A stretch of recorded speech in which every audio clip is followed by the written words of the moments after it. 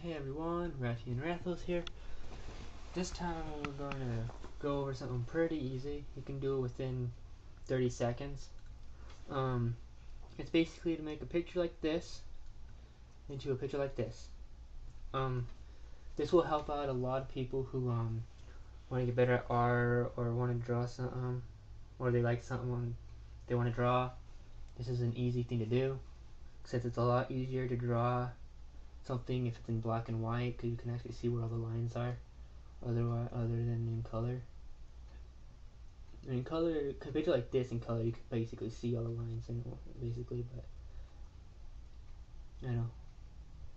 But yeah, black and white for a lot of pictures make it a lot easier. You can actually also get rid of all the shading to make it a little easier. But yeah, this is basically going how to do that. This is doing it with Photoshop though. I've been working on trying to get it to go with GIMP, but I don't have a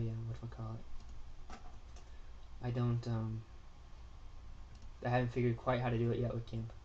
So let's see, let's open it with this one. Let's just do this one. I'm going to actually do two pictures. This one to show you the difference. Because in this one, it will look a little different. You're going to have a little less options because of how much background there is. But first, you're going to want to bring out your layers. You're going to want to duplicate your layers. Or your main layer. Because for some reason, it won't let you mess with it. I even tried when I unlocked it and did all that other stuff, it wouldn't let me. Because this part right here wouldn't, the first part, which is like one of the most important parts, wouldn't help me at all. So what you want to do is you click on that where it says normal. You're going to click on color dodge, and then you're going to press Control I or click on the invert, whatever you want to do, because Control I is invert. It's going to make it look like this. That looks like a symbol. But anyway, then you're going to go into here. You're going to go to blur. You're going to go into your Gaussian blur. I think that's how you first pronounce that. It's going to bring back your picture, as you can see. But now what you want to go and do is click on your saturation hue, or hue and saturation, whatever you want to call it. This kind of picture, since it's a lot of colors, you're going to want to click colorize, which you're going to make it all one color. And then you're going to bring your saturation down to 0, which will make it black and white. Now you can easily bring up your Gaussian blur again. There's a one here, but it's for your last used one, so it basically remembers how you did before. But I need to show you guys. You're going to want to bring this up. You're going to want to move this around. The lower you would, the less color there, or the less picture color it would be. It'll look more pencil-like, I should say. The higher you have it, the more colored it's going to look, because it's going to have it's going to basically have all its color but black and white, obviously. I usually put it down around 2 to 5. Usually looks good. Well, I know one thing I probably should have done when I was in there. This kind of picture lowers what you can do. For one fact, if you want to make it completely black and white, you're gonna have to do it a different way, because of this will bring it like horrible once it loads it. Oh, don't forget to click on your picture. I was wondering why things aren't changing. I forgot about that part. And as you saw, it changed pretty quickly. Take it down, it's gonna look a lot better. If you take it all the way up though, this kind of picture is gonna look like this, which ain't very good. I mean, you probably could bring it pretty high and still keep it T. Maybe we brought back some of the shading, brought back a lot of the shading. We were up in the 30s, almost 40s. Taking it down, take away a lot of the shading, which makes drawing a little easier. And then you can see the lines a lot easier. So what you want to do, click OK. If you want to make it just black and white, I can do that real quick. I'll do that last actually. Okay, we're gonna do it with a different picture, which will show you the other. We'll do it with this, because I said we'll do it with that. As you can see, it has no background. It's completely white background. We're still gonna have to do the duplicate layer thing though. You don't have to change the name. You can change it and just leave that background copy if you wanted to. So you can do that. Then you're gonna go and do what you did before. And you see it's like gone now because there's no background basically. I guess I could just click that, which is basically the normal options I had before. As you can see, that's what it does. And as it does it, then you go into hue and saturation. This kind of picture, I would not click the colorize. It doesn't look as good when you do. So you turn down the saturation down to 0 again. And then you'd go and you click on, I would click on that again so it doesn't bring it back to what I usually use, but this will be a little better. To show you the difference, you can bring it down low. There's a lot. Remember to click that. Keep doing that. Yeah, and then you click, and then you go down, and let's see, it looks pretty cool. And when you go all the way over, hit load. It's gonna be basically colored with black and white. If you want the shadings, I usually have it up in the 13s or so. Like garage, I usually have it around 8 to 9, because then it keeps the shading. It still looks pencil, looks good. But if you want just the picture to try and draw, it would be around the 2 and 4 area. But there you go. The easy way to make it black and white is simple. Wait, first I want to save. Actually, I can just open another one and show you that real quick.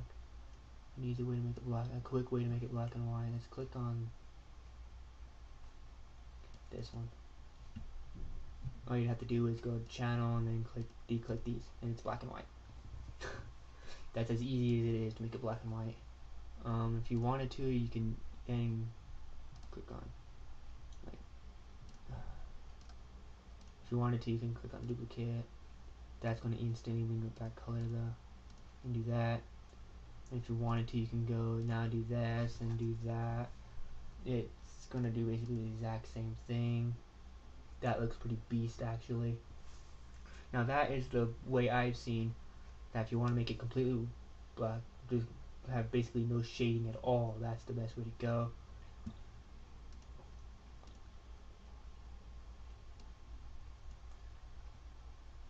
This way, doing this will add the shading again. And if you wanted to, you can easily do everything else, which will be Control F now. It brings back some of the color.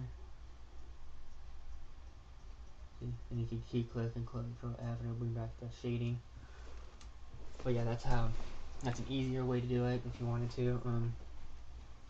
I do the other way usually because it makes it seem like I'm more professional like, and you can control more of this. I guess if there's more than just a little background, there's a lot of color in it. Why the hell is there a text layer for? But yeah, if there's a color in it, it looks a lot better. You do stuff like when you do it that way.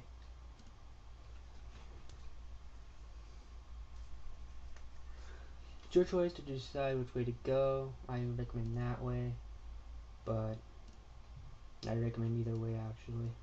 If you wanted to bring that up, and it will look a lot better. Since it's bright though, it will make that really bright, so it's always good to go a little bit lower when it's bright,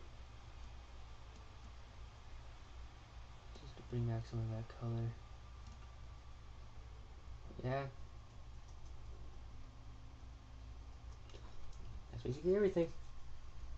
Oh, and I guess since if you're trying to draw it, you're probably going to want to look pretty close. You might want to increase the image size, just in case. Make that the width is how high it is, or the height is how high it is, the width is how long it is. And this is, let's see, so we could put it up to like 1200 if you wanted to, and okay. And it'll look a lot bigger. Now we're going to save real quick on desktop. T. I don't really want to really put a name. Then we go down to JPEG. Don't put any, don't. You could save it anything as long as it ain't the first two, the Photoshop as PSD and the PDD, because that can only be opened by the Photoshop. And same with large document format. You need a certain programs to open those. that one. So I always go with JPEG anyway. It brings up the best conversion anyway. There you go. Save all of them for the house of it. On desktop, I'm gonna put T2 now. I said T2. Take it down to JPEG. Save it. Best quality we can. I'm gonna save this one to T3. Go here, JPEG, desktop, save.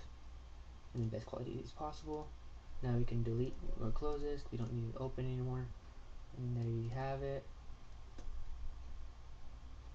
As you can see, they're pretty good quality as well. So, but yeah, see if you don't up the size, it's gonna look a little pixelated if you ever zoom in. So if you're doing this for an art, not just because it looks cool or something, it would actually be good to in height to make them bigger. But yeah, that's everything. Leave a comment, subscribe, like. Let me know if you guys need any help, any other tutorials you might want to know how to do. Just let me know. Until next time.